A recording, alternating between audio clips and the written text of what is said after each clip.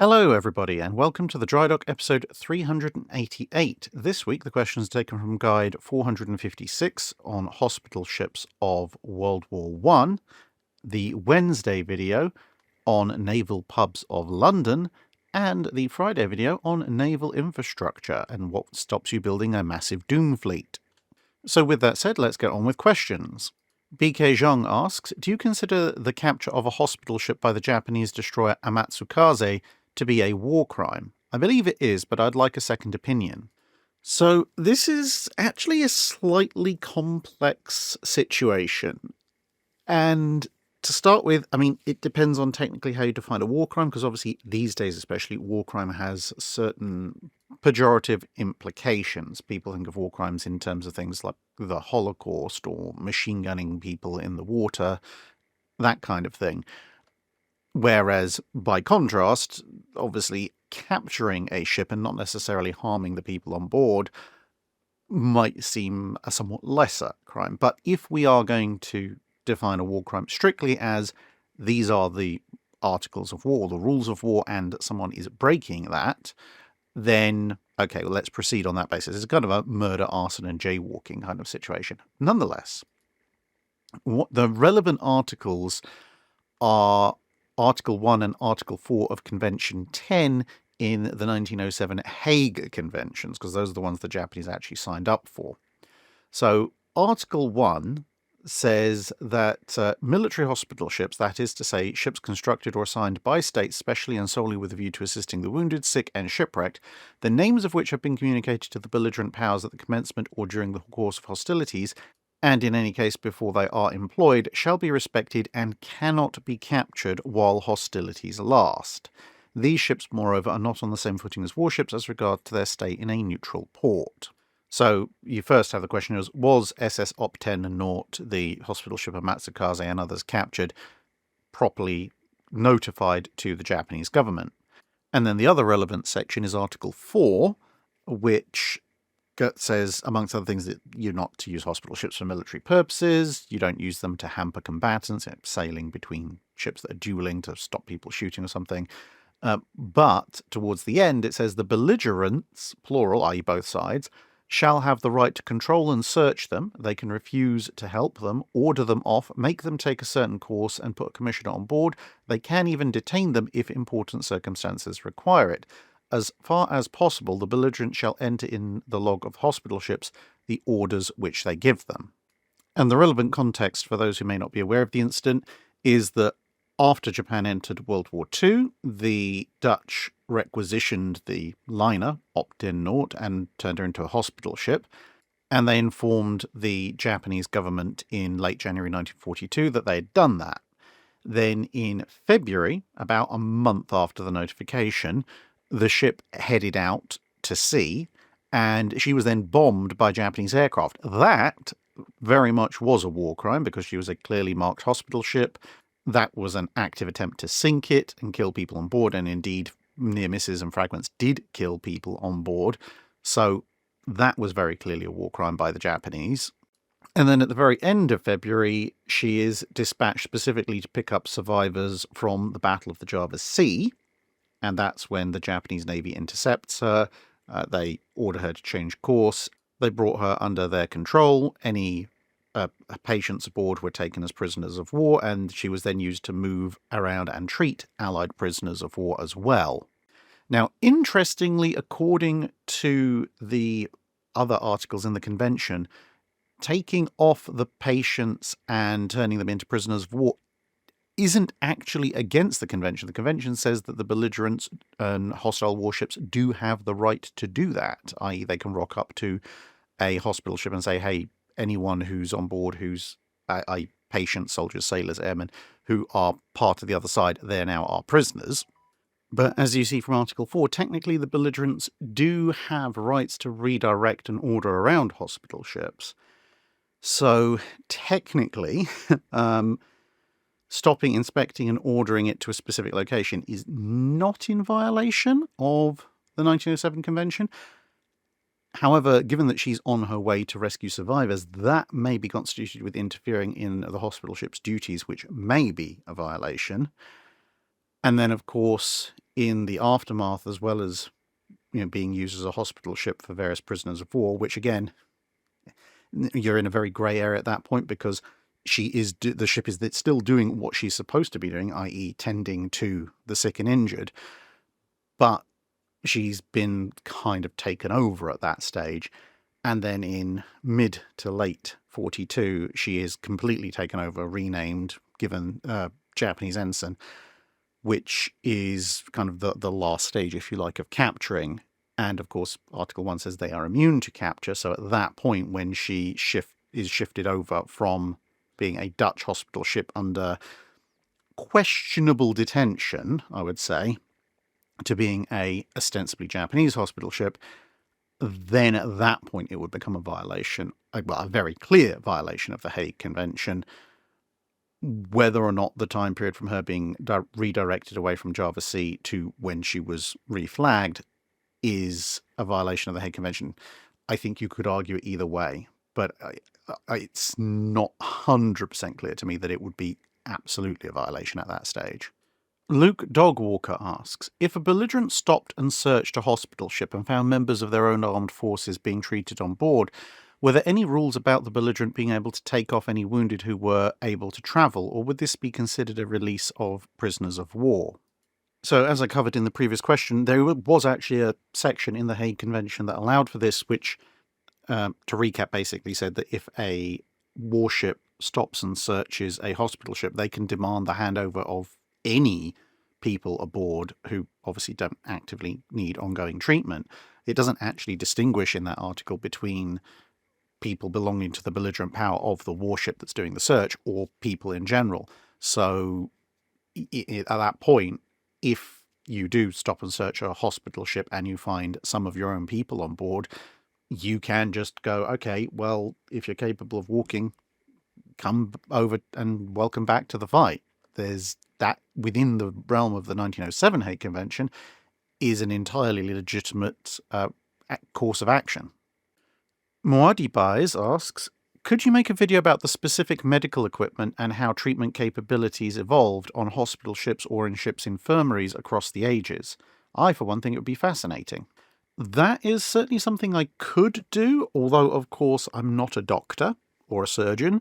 So I think what I would probably do is find a medical professional who can more thoroughly explain both the instruments and their procedures and take them round various ships of the appropriate periods, and then obviously in a kind of moving interview we can talk about various things that we find. So actually in that case, being based in the UK, it's quite fortunate because I could go to Portsmouth Dockyard and then you can look at Tudor period medical equipment on Mary Rose or in the Mary Rose Museum. Then you can look at Napoleonic era medical equipment on board HMS Victory. Then you can look at Victorian era medical equipment on HMS Warrior. And then we head back into London and we can look at World War II era medical equipment on HMS Belfast. So yeah, I think that is certainly something I could do. Let me know in the comments below if you'd be interested in seeing it. Jeff31818 asks, hi Drach, I watched yesterday's video at the time about the new evidence of Hood, and I have a question. During Bismarck's final battle, in your video you mentioned how they had to flood several of Bismarck's magazines. Now, what if during the Battle of Denmark Strait, Prince of Wales scored a hit which caused a catastrophic fire similar to that which Hood experienced against Bismarck, since we know from the wreck that 14-inch shells can penetrate Bismarck's armour? What do you think the world would think of Bismarck today if that had happened? Would she be derided considerably more? Do you think she'd still have an aura around her like she does in our timeline, or what? Now, that's a very interesting scenario, potentially, because on the face of it, if you look at just the raw armour penetration figures, at the range that Prince of Wales was engaging Bismarck, then, yeah, theoretically, the 14-inch shell should be able to punch straight through Bismarck's armour belt. Now, on top of that, though, you have to factor that it's not going to be a perpendicular impact, because Bismarck is not at a direct perpendicular angle to Prince of Wales, so you'd factor in for that. And, of course, you have to factor in for the turtle back. Or do you? And people go, oh, you're being very biased. Well, no, actually, because remember, you can get, and historically have gotten, magazine fires from shells that don't strictly go straight into the magazines. I mean, Hood, by almost everybody's account, was not destroyed by a direct hit to her 15-inch magazines. As covered in last week's Drydock, it is far more likely to be a hit either to the aft engineering space, which then scatters fragments into the 4-inch HA magazine, or possibly passing through into the 4-inch HA magazine, but in neither case is it the main magazine that's directly hit. It's another thing that then sets off the main magazine. And so with Bismarck, you could in theory go through all sorts of calculations working out the exact relative angle of impact off of perpendicular, and then will it get through the turtle back armor and so forth into the main magazine. But here are a number of ways in which you could get a magazine on fire on Bismarck without having to do that. Firstly, the simplest thing would be you punch through the main belt armor, you hit the deck armor in some area in proximity to the magazine, the shell detonates, and perhaps it doesn't penetrate, but it causes a large amount of spalling off the internal part of that armor, which sends hot metal fragments shooting into the magazines, and those set the magazines on fire. And spalling off of armor, especially deck armor, that was hit by incoming shells and bombs, and those fragments then penetrating deep into a ship, was definitely a thing that happened in World War II. So that's one possibility. Another possibility is that you perhaps hit a secondary turret, one of the 150mm turrets, or the little barbette that sits underneath it. Those are much, much easier to penetrate, and you can then set off a chain down into the magazines that way. And, for example, we know for a fact from Bismarck survivors that at least one, possibly more, of her 150mm magazines were on fire during her last stand, and given that they were substantially ablaze, it would seem that it's probably not, at that point, a direct hit into the magazine itself, because obviously, like what happened with Boise and Savannah, you'd end up with the water, if it was an underwater penetrating hit, the water would flood in and eventually put that magazine out if it didn't explode immediately, whereas this is an ongoing fire, so that would suggest a hit perhaps higher up on the turret or on the barbette that had flashed down into the magazine. So that could be potentially a thing that could happen, because remember, some of those magazines for the 150mm are in the middle of the machinery spaces, because, yeah, German design.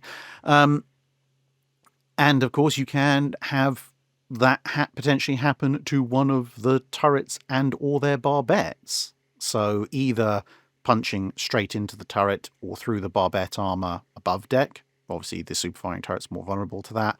Or punching through the upper belt armor, the thinner belt armor, and into the barbettes that way. Now, of course, punching through the turret face is going to be the hardest one to accomplish, because that's the thickest armor on the ship.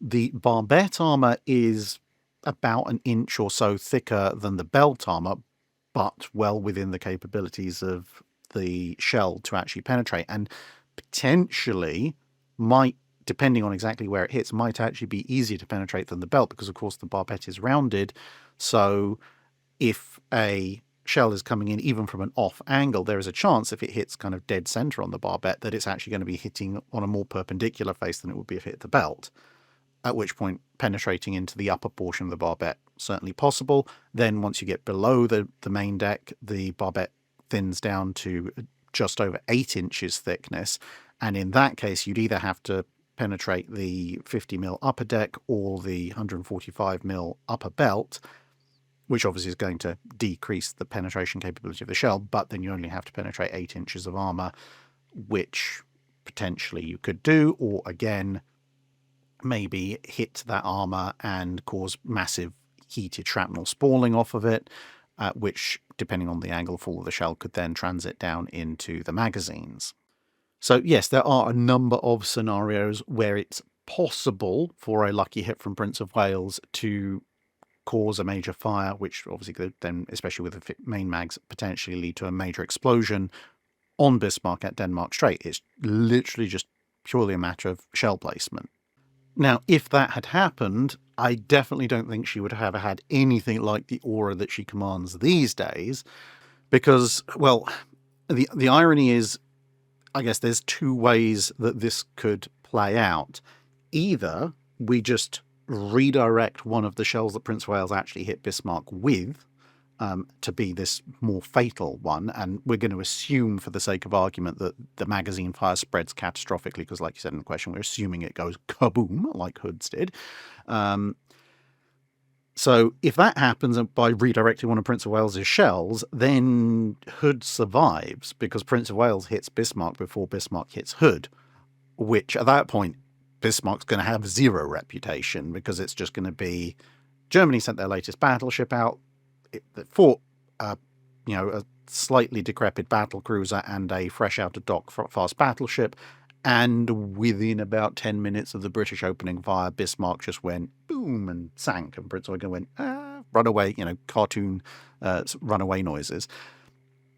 The other alternative is that Bismarck gets its hits on Hood, Hood sinks, Prince of Wales obviously still firing at Bismarck at that point, and one of those shells, which historically don't hit, becomes the hit anyway, at which point, again, Bismarck would have somewhat more of a reputation, because at that point she has managed to sink Hood, but then people would be scratching their heads an awful lot about Denmark Strait, because it would be brand new fast battleship, blows up older battle cruiser with a big magazine explosion, and then, not 30 seconds to a minute later, exactly the same thing happens to her, and Prince of Wales and Prince Eugen are kind of stood there looking at each other. And again, cartoon runaway noises for Prince Eugen, because she ain't fighting Prince of Wales 1v1.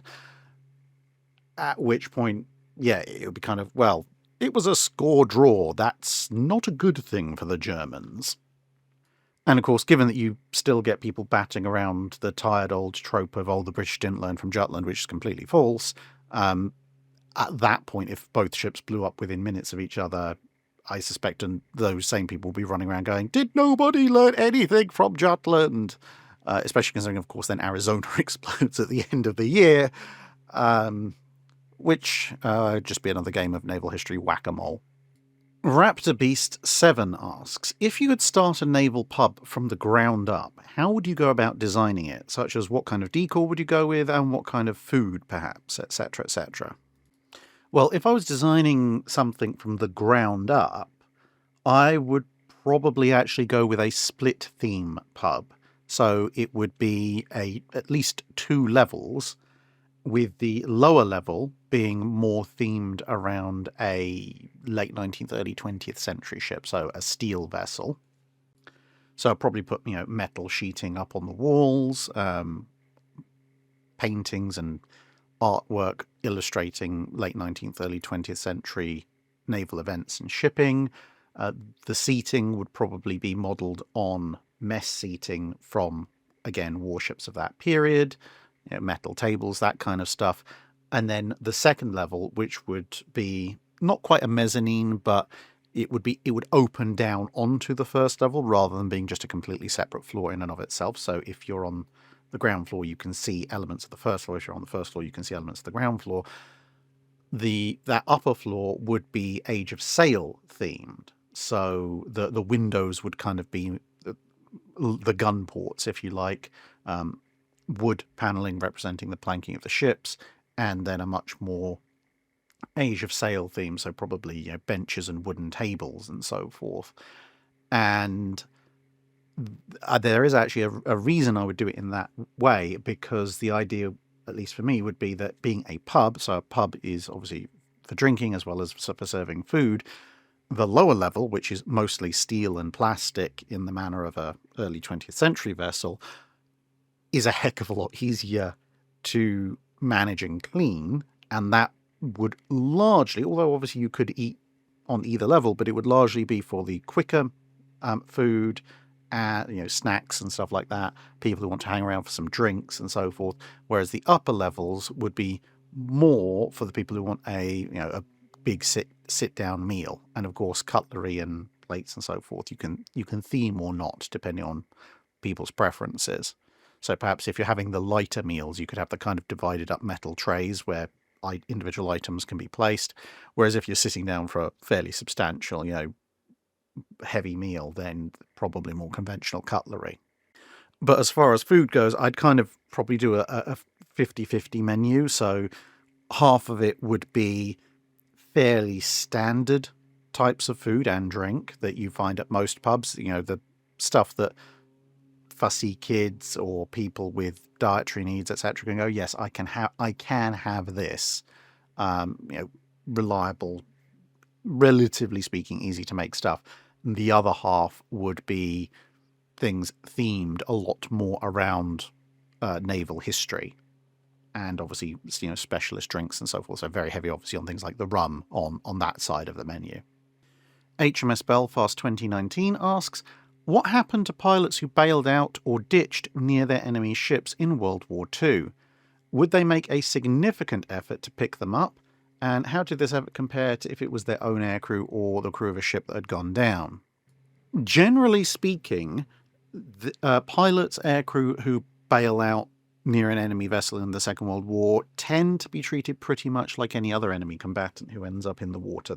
The ship will make a reasonable effort to try and rescue them, with obviously a few caveats. Firstly, when enemy aircraft tend to crash near a ship, it tends to be because those aircraft are in the process of attacking said ship, and there's usually more than one of them, and there may also be a surface engagement going on. So whereas with an enemy ship whose crew are in the water because their ship has sunk, those ships tend to fully sink unless they've exploded, either towards the end of a battle or after the battle is over. And even in the case of a ship that explodes, there'll be a fair number of them in the water. It's usually rafts and wreckage and so forth.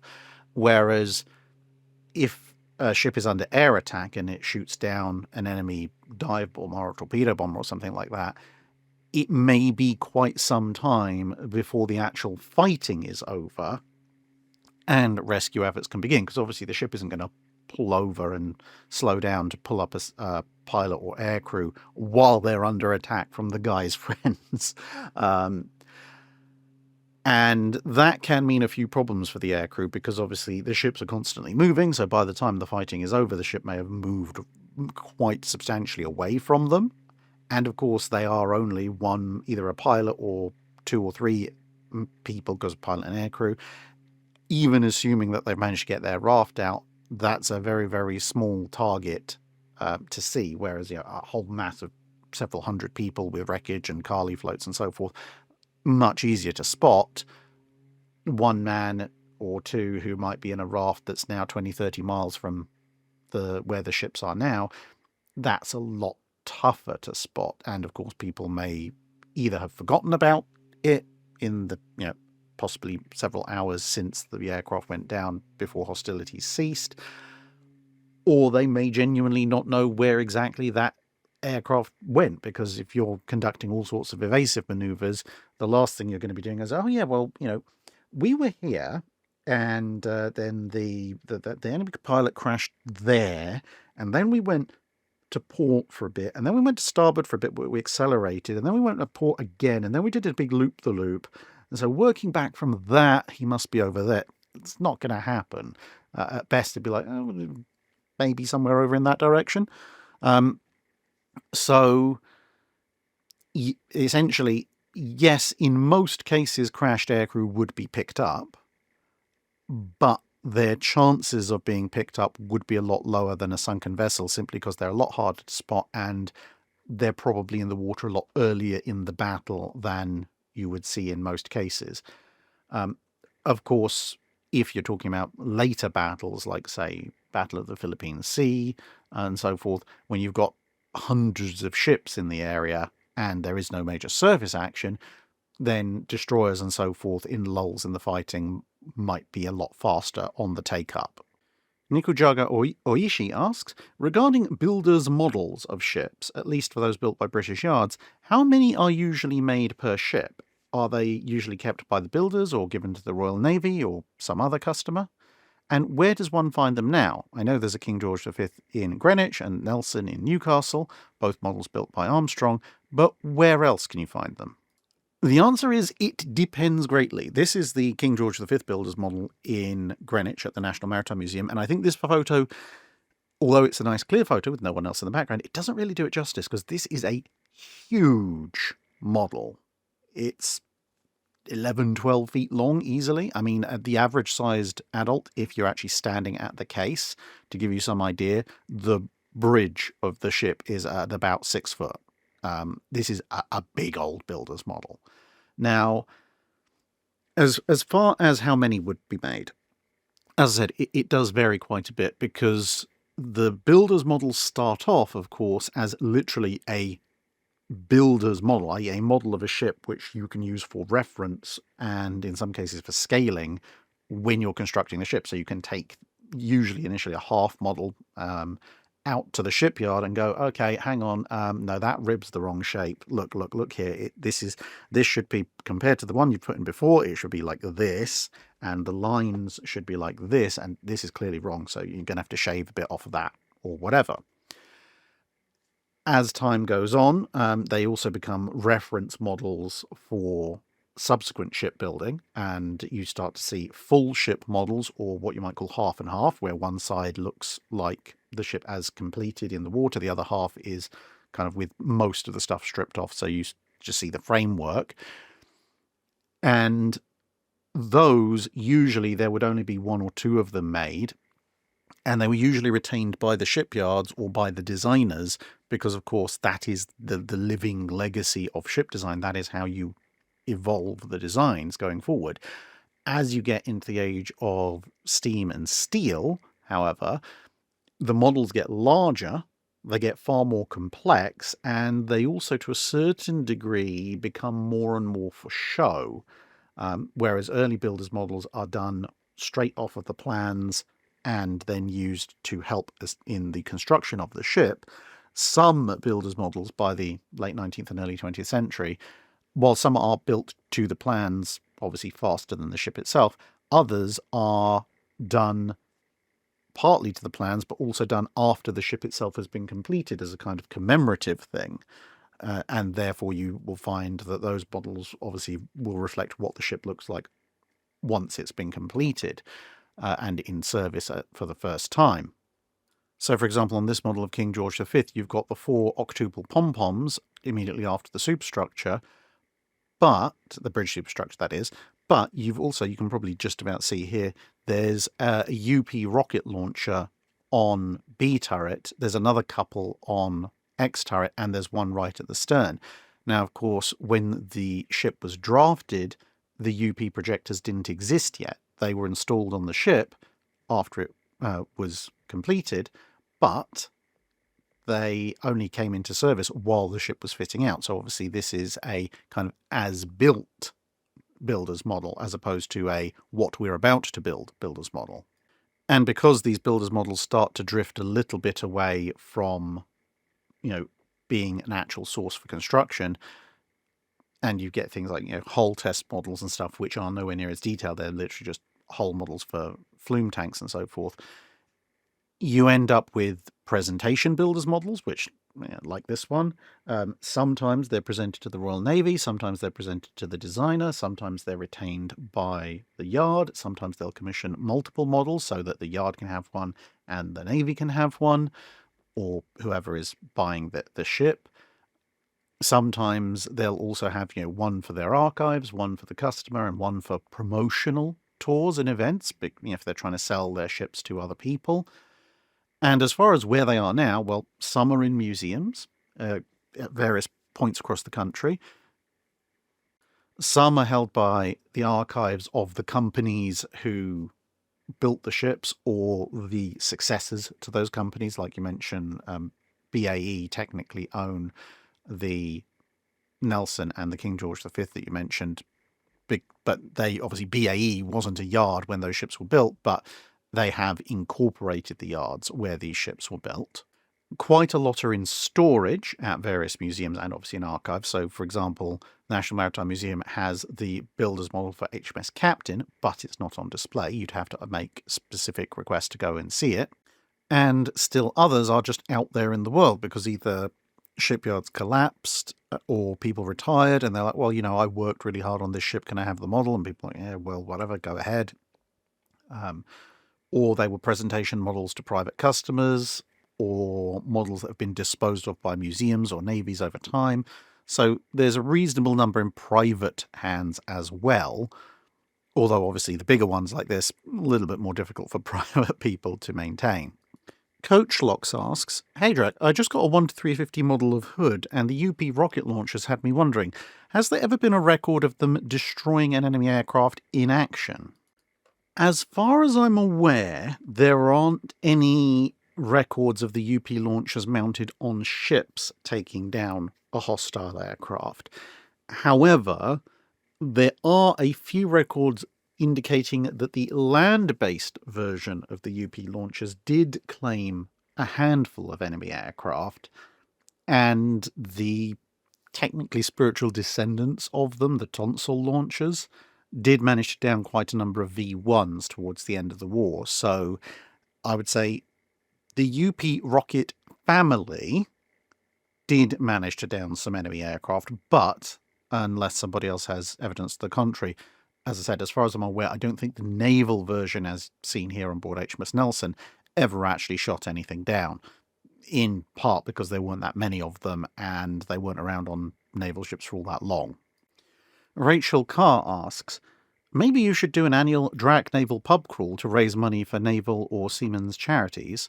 Well, I'm going to just keep the question thing up here for the minute, but it's in theory a thing that maybe could be done. The two biggest issues would be, to be perfectly honest, the price of drinks. I think you would end up spending more on drinks than you'd ever raise, at which point you might as well just go directly to sending the money to somebody, and finding a appropriate set of pubs, because much as I like the area where I live, it's a fairly long way between individual pubs, and then if you have to go into London, yes, you can find the density of pubs, but then you're in London.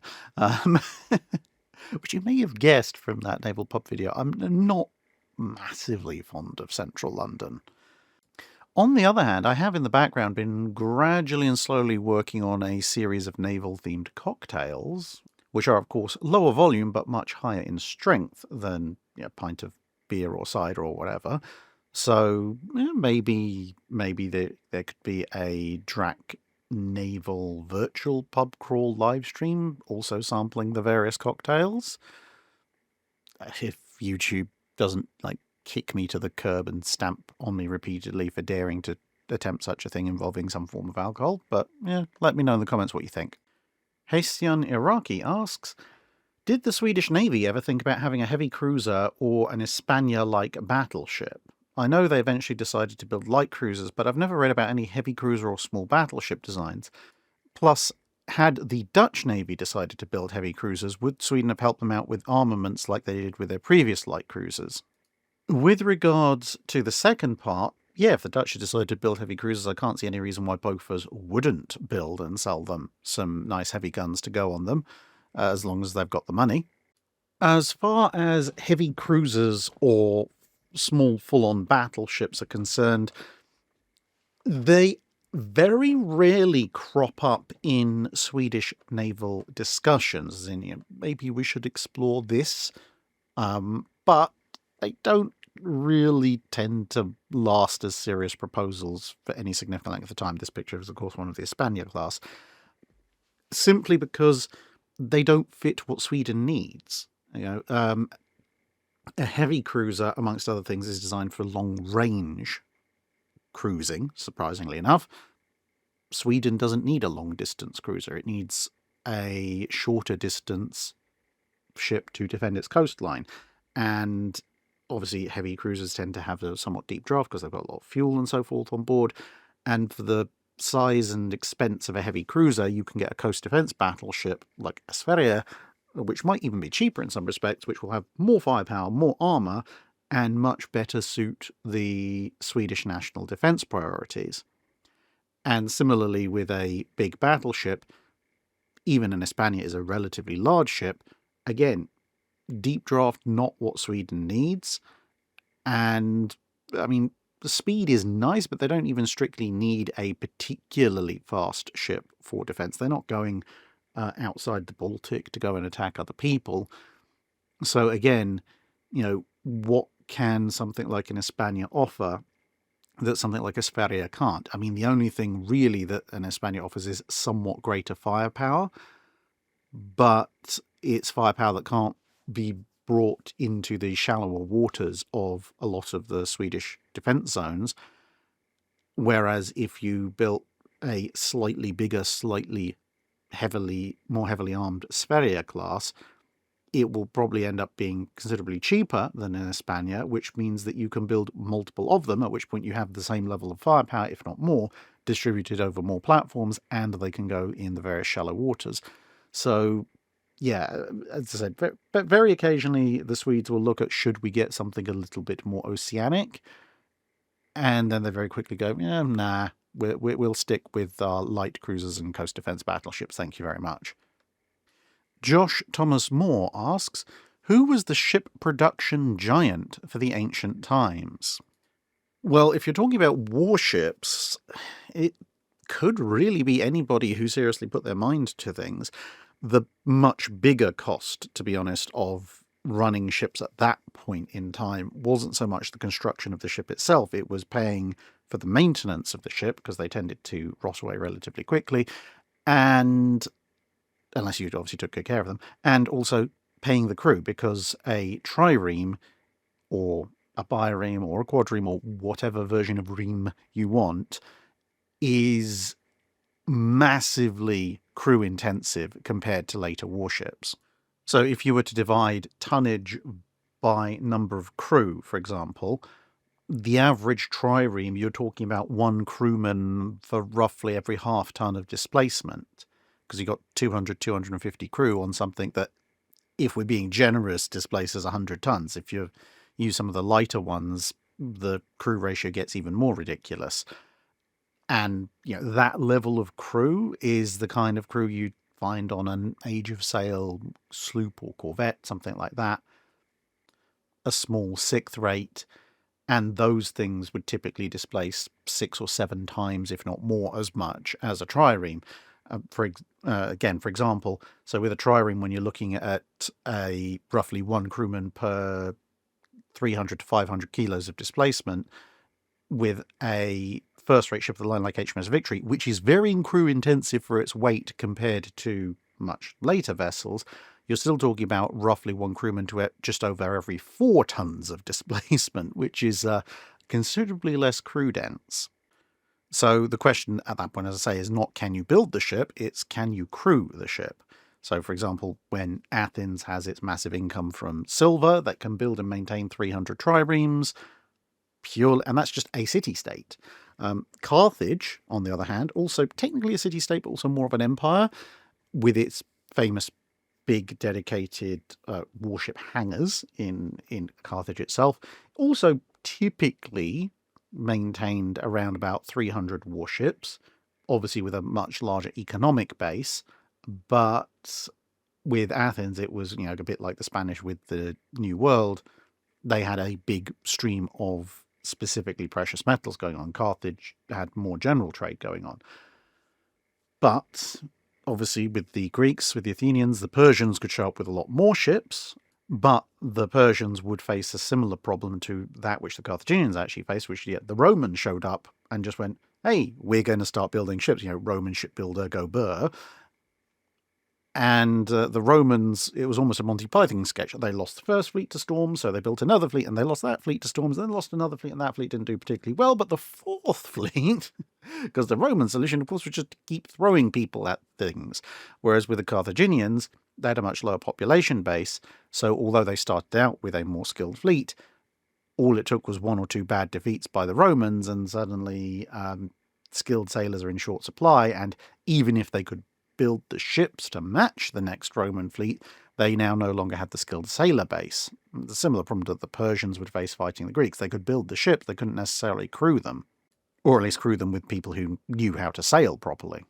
I think if you were going to look for a more general, consistent ship production giant, i.e., some nation who built a lot of ships and continued to build a lot of ships over a relatively extended period of time, you're probably looking at the Carthaginians' immediate predecessors, the Phoenicians, because of course Carthage was a Phoenician colony originally, because the Phoenicians, rightly so, became quite famous for dominance of especially Eastern Mediterranean trade, which involved the construction of both trade ships and warships and the maintenance and crewing of those ships for a very long time, relatively speaking, in the ancient world. Although, of course, again, because Phoenicia itself was not a particularly large nation, you get places like Tyre and Sidon and so forth, they also suffer from the problem of they can keep dominance as long as no one seriously challenges them, but once someone seriously challenges them, if they take a couple of really bad beatings, they do not have the population base to replace those losses. So eventually the Phoenicians become co-opted by much larger and more capable land empires. And then we have the construction of the Yamatos and Shikakus required Japan to enlarge their 4 largest existing dry docks, and slipways for that matter, to accommodate ships of that size. But from what I can find, they managed to achieve this in a matter of only months, since the ships were laid down in late 37 and early 38, depending on the exact vessel. Was forced labour involved, or were there other factors that allowed these dry docks to be upgraded so rapidly? It's actually more the fact that this was a project very long in the making. Yes, the final Yamato design was not finalized until relatively late in the process, but the actual overall design process for Yamato started in 1934, and so they knew that they were going to be building some pretty big battleships much, much earlier than when they actually ended up ordering them. So when you look through the times and dates for the upgrading of Kure's dry dock and the extension of the slipway that would build Musashi and the construction of the dock that would eventually build Shinano and so forth, the money was appropriated and the orders placed for these upgrades considerably earlier than the Yamato design was actually finalized, because they knew that they would need bigger, wider, stronger, deeper, in the case of the dry docks, facilities to construct the ships. Obviously, they didn't know exactly what the dimensions were going to be, but dry docks and slipways have to be bigger than the ships that they're building anyway by a reasonable margin. And so what you're seeing is that essentially the work starts a lot earlier than mid-1937, and thus it's able to be completed. And also, obviously, as I say, with the slipways and the dry docks, they are not wholesale widening, lengthening, deepening them. A good chunk of that infrastructure is already there, and they're increasing one particular aspect of it. So, for example, for Musashi Slipway, it's mostly about length. For Yamato's dry dock, it's mostly about depth, strength, and installing additional cranes. And that is much easier to do than having to lengthen, widen, and deepen existing dry docks, which is some of the stuff that would have had to been done on certain other shipyards and dockyards in the case of other navies, if they'd wanted to build some of the bigger ships they drew up. Also, Japan was somewhat blessed in as much as that, because they'd only recently built these facilities in the first place, in relative terms, there wasn't as much time for buildings and so forth to accrete around them the way that you would have in, say, French or British dockyards that had been around for a century or more at that point. And so any necessary relocation and clearing of buildings, if you needed to make a slipway longer or so forth, was much easier to do just because there wasn't as much in the way. Matt Kidd asks, in the film Master and Commander, Jack concludes his motivational speech with, "For England, for home, and for the prize." Presumably this was in increasing order of importance. Could you estimate what the share of the prize money from capturing the French privateer-American superfrigate Acheron would be for the crew of Surprise? Would it be life-changing money for an able seaman? Well, I mean, notionally it should be England the most important, then home, and then the prize, because of course you're motivated by patriotism, not financial gain, but okay, realistically, yeah, they're probably in it for the prize as much as anything else. Nonetheless, in terms of the share of prize money, this is a little difficult to calculate because you have prize money at the time made up of a number of different factors. There's the core value of the ship itself. There's the value of anything on board, and that will include things like the ship's armament. any usable supplies and stores and so forth. And of course, also any particularly valuable cargo the ship might be carrying. This is why prize values for seizures of ships can vary wildly, because, if it's let's say a 74 gunner at the tail end of its voyage, you basically get the hull and armament costs. Whereas if it's a fully stocked frigate, perhaps loaded up with treasure or money because it's heading home from, let's say, Spanish South America, that can be worth an order of magnitude more, or still greater, simply because that additional cargo is worth a lot.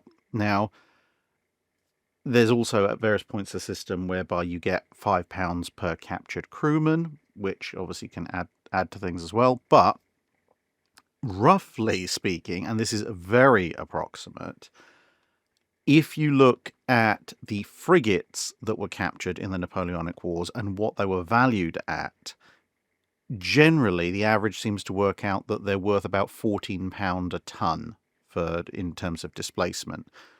Now, it means that a frigate will net you generally considerably more than the average prize value.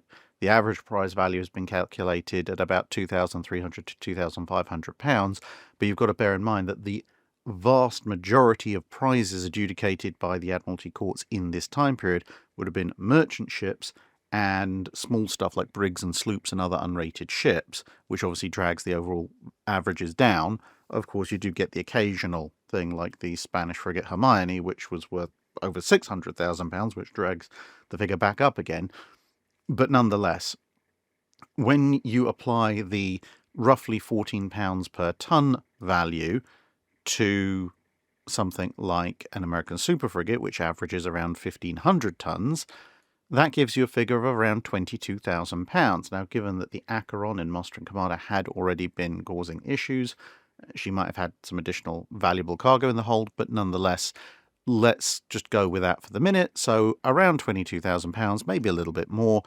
The prize court adjudicators and so forth take their cut. So let's say any additional gets taken out of that. So we're going with a baseline prize value of £22,000 distributed to the crew. Since it was a single ship action, then basically the prize money goes to the crew of HMS Surprise, whereas if there'd been multiple Royal Navy ships involved within visual distance, then it would have been split. And for the regular crew, they get 2/8 or 1/4 of the prize value. So from our £22,000, if we divide that by 4, that means that about £5,500 is being split through the regular crew. Now, among the regular crew, you got slightly different amounts depending if you were a regular or ordinary seaman, an able seaman, a ship's boy, etc., etc. But in terms of the people entitled to that 1/4 amount, the average amount of crew on HMS Surprise that would be eligible for that section is about 130 or so. A little bit more if you include the Marines, which would give an average distribution of around £40 to £42 per person. Now, as I said, the able seamen would get a little bit more than that, the ship's boys and the landsmen would get a bit less, but approximately that much. The average wage for the sailors, if we go at the higher end for the able seamen, is around £20 a year. Obviously, it would be, again, somewhat less for the boys and the landsmen, but it all works out roughly proportionally. So you're looking at a little bit over 2 years' wages, assuming that the Acheron doesn't have anything particularly valuable on board beyond just the value of its guns and hull. So based on average salaries for sailors in the modern-day Royal Navy and US Navy, that would be the equivalent of about £60,000 to £70,000 if you're in the Royal Navy, and maybe $110,000, $120,000 in the US Navy, as the US Navy has slightly higher baseline pay rates. So not I can retire, I mean, my life has completely changed, but certainly incredibly helpful. And bearing in mind, obviously, that back in those days, you wouldn't tend to have things like mortgages. The actual effect on a crewman's lifestyle will probably be significantly greater than it would be these days, where that kind of money might be put towards either paying off a good chunk of a mortgage, if a sailor had one, or putting down a big deposit for a mortgage if they don't have one yet. HM ABCDEFGHIJK LMNOP QRST UVW X Y and Z S alphabet asks, how much life was left in the old battleships by the end of World War II? Would any have been forced out of service if the war had lasted a few more years? It depends very much on the ship in question. A combination of how much war damage had it accumulated, how much frontline action had it seen, and how modernised it had been. Now, there were some other separate matters, including things like the state it had been in at the start of the war, because during the war, ships tended to only get the refits they absolutely could not avoid, as opposed to refits which ideally they should have gotten. And obviously that put everybody at slightly different starting positions. So, for example, you can see here, this is, I believe, Warspite, Queen Elizabeth, and I think it's Malaya in the background there, just after the war. And of these ships, Malaya was already pretty much out before the war ended. That wasn't necessarily because she was inoperable, but more to do with the fact that the Royal Navy was beginning to have manpower shortages, and at that stage, late stage of the war, a unmodernized Queen Elizabeth class simply was not a particularly high priority, given the number of men that she used, and obviously those crew could be put to much better use on the King George V's, on Renown, on Queen Elizabeth herself, or on the carriers, or any other number of ships. Queen Elizabeth, on the other hand, had been a little bit delayed entering the war because she'd still been modernising right towards the start. And yes, she'd been mined by the Italians in Alexandria, but overall she hadn't had the world's most pressing war. She hadn't racked up huge amounts of combat damage, and that mine damage had been fixed.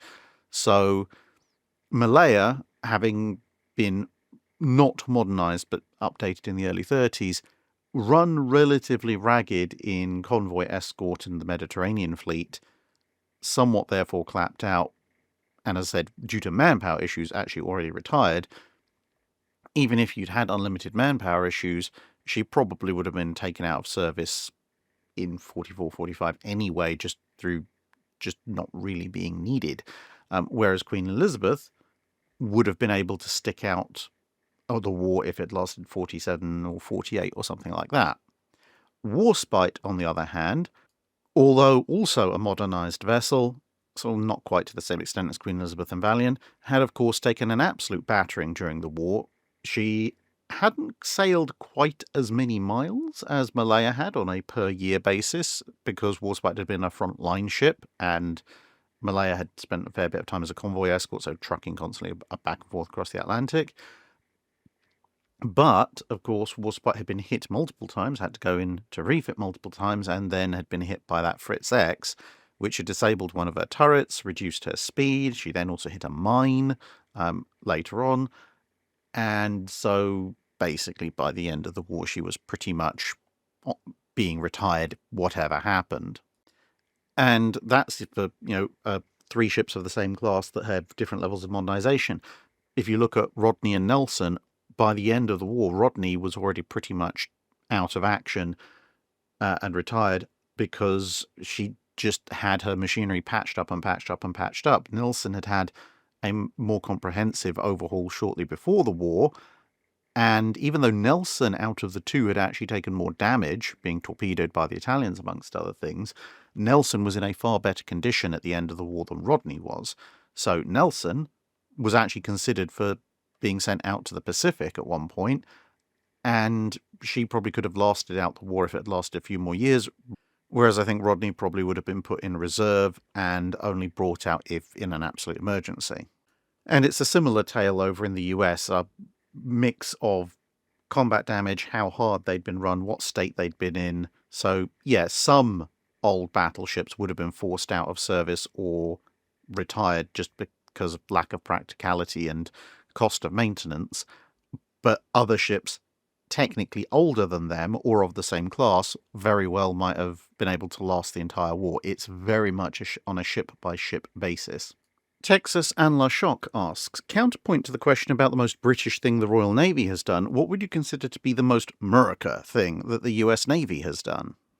Well, obviously for everyone, values may vary, but I would say for me, the two things that immediately spring to mind would be an intention and an action. So for the intention, and the reason I've chosen this particular picture, I would probably look at the US Navy's 6th Battle Squadron. I think technically it's Battleship Division 9, but 6th Battle Squadron is what it's called in the Royal Navy when they join the Grand Fleet. And when they're discussing how they're going to deploy, the admiral in charge and most of the crew and the officers, essentially their one sort of condition, if you like, is that they want to be on one of the outer wings of the battle fleet. And when I say outer wings, I mean when they're traveling in cruising formation, you have the various squadrons and divisions thereof traveling in columns, usually of 4 ships each. And that's, for example, how they're traveling when they're heading towards Jutland. And then when the call comes to deploy to a line of battle, then they all turn port or starboard, and that forms the line of battle. And the US squadron, they absolutely want to be either on the port or the starboard wing, because they are very aware of the fact that one of those two positions means that they are would be either the lead or the tail end of the Grand Fleet if the High Seas Fleet comes out for one gigantic climactic battle. And essentially, the reason they're not saying we specifically want the port side wing or we specifically want the starboard wing is because which way you deploy, it very much depends on the enemy on that day. But they're absolutely certain they want at least a 50-50 shot of being the lead squadron. And you see this in their writings at the time, people writing home, people writing in diaries and so forth. They're absolutely obsessed with the idea of being a part of the largest fleet of battleships the world has ever seen, and even more obsessed with the idea of being the ones who can lead that fleet into what presumably therefore would be the largest clash of battleships the world has ever seen. Never mind the fact that they'll be presumably charging headlong into the guns of the High Seas Fleet. They just want to be up front shooting at everything. And as for at-sea encounters, putting the thought process into action, again, there's a whole grab bag, but I think I kind of like the first, what's described unhelpfully as the first night action of Guadalcanal. It's not actually the first naval battle of Guadalcanal, but Callahan's battle. Let's call it. We're going to call it that. I think I keep coming back to that title. Anyway, the particular perspective of that is when you have some of the US destroyers and indeed cruisers coming up against Hiei at incredibly close ranges, ranges where Hiei by all rights is going to absolutely demolish you. And there are a number of options given its darkness. You could just try and break contact. You could generate smoke and break contact. You could throw torpedoes in the water, generate smoke and break contact. That's what most people would probably try and do. And what they do, in some cases, throw torpedoes at Hiei, because, well, that makes sense if you're a destroyer. That's about the best weapon you've got to hand. A good chunk of the US ships that encounter Hiei at close range, rather than going, this is suicide, we need to break and run, they instead turn around and go, oh, if we get really close, then they'll find it harder to hit us, kind of like what Cochrane did to El Gamo. And so you have these crazy situations where you get US destroyers doing the next best thing but scraping paint off of Hiei's side while spraying everything they possibly can with 5-inch gunfire, simply because they don't seem to quite understand just how big a firepower disparity they're in. Or if they do, which to be fair they probably do, they don't seem to care all that much. They're just looking at things and going, well, I have the advantage of speed, size and maneuverability, so let's see how that goes. Little Dave asks, can you please elaborate on crew requirements for World War II anti-aircraft guns? In a recent video, you discussed the additional crew requirements when anti-aircraft guns were added, assuming 3 full gun crews. I can understand that some ships' systems require 24/7 manning by multiple watches. However, I would have expected anti-aircraft guns and similar to just have a single crew aboard with maybe some reserves. Well, it depends on the navy in question and how they're manning it. As I assumed a 3-watch system. You could use a 2-watch system or whatever. But if you take, for example, the Iowa class. Now, the Iowa class, when they were designed to have approximately 1,900 officers and men on board. But we know that by the end of World War II, they had over 2,700 men on board. So we're talking about a minimum increase of around 800 men and probably slightly more. Now, of course, some of that increase will be for things like radar operators, also for things like the additional cooks and laundrymen and so forth that have to actually look after all of these men, because you can't just slap another, almost 30, 35%, maybe 40% more crew onto a ship and expect the existing infrastructure for meals and so forth to cope with that. But the vast majority of those people are additional anti-aircraft gunners. Now, take, for example, the quad 40mm Bofors, as seen here. That has a notional standing crew requirement of 11 men. If you look at a Iowa class fast battleship, it's supposed to have 20 such installations by the end of World War II, and 20 times 11 is 220, which is substantially less than 800. Now, of course, they also have a reasonable number of 20mm Oerlikons, but the ship, as designed, was supposed to have a certain amount of light anti-aircraft weaponry anyway. So even then, even if we assume that some of those numbers are for additional Oerlikons, single and twin Oerlikons don't actually have that many crew, so it's not going to push the numbers up too much. So you can immediately see that if we're talking about probably 850 plus additional men, if you just have one shift per anti-aircraft installation, you're not coming anywhere near that increased number of people on board. And obviously, and even if you factor in, as I said, for additional mess staff and so forth, you're still looking at, realistically, a minimum of 2 full crews for the anti-aircraft gunners, and probably slightly more. Because, yeah, there may have been a little bit of doubling up when it came to things like gun captains and so forth, but fundamentally, these weapons may need to come into action at any point during a 24-hour cycle, and you just can't do that with a single gun crew, especially in something like the Pacific. If you, for example, were heavily engaged by kamikazes from, say, 11 in the morning to 4 in the afternoon, those guys are going to be absolutely shattered by the end. And they are going to need to, get some food, get some rest. And if you get some night intruders at, say, 10 or 11 at night, sounding off action stations or general quarters, yeah, they'll probably come out and help, because, well, it's better than standing around and doing nothing waiting for a kamikaze to hit you.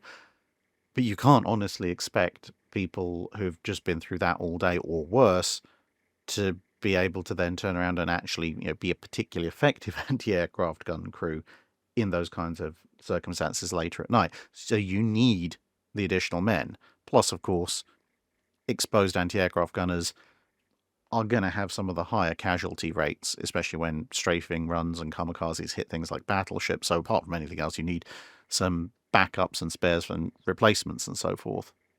Sam Signorelli asks, launching a ship is usually a big ceremony with speeches, breaking a bottle of champagne on the bow, etc., etc. During World War II, however, with Liberty ships seemingly being 3D printed by the US, how would these ceremonies change if they even existed at all? And the same question with destroyers, carriers, etc. Weirdly enough, you might think that Liberty ship launches would be relatively non-events, but actually they were quite significant events. I mean, you can see here, this is an overhead shot of a Liberty ship being launched, and if you look kind of to the 4 o'clock position of the hull itself, you can see there's a huge number of people actually attending the launch. And this is for a couple of reasons. Firstly, because it was wartime, the security considerations for the launch of a warship, especially a major warship like a carrier or a battleship, were obviously somewhat higher. Now, that didn't mean there weren't large audiences for those launches, but they had to be much more carefully curated. So Joe Public would have a much lesser chance of actually getting to one of those launches. So if they wanted to see a launch, then actually general members of the public would be much more likely to be able to go and see the launch of a ship that wasn't a security critical ship, like, say, a Liberty ship. And of course, you'd have Liberty ships. They all had names, so they'd be named for different people. So those people's families and friends and descendants, associates, etc., they'd all show up. The people who'd been building the ship would show up. Very often, local members of the community would show up, etc. And so you'd actually get quite large crowds, and people were encouraged to go to these launch ceremonies as a kind of way of displaying patriotism without causing too many security conniptions.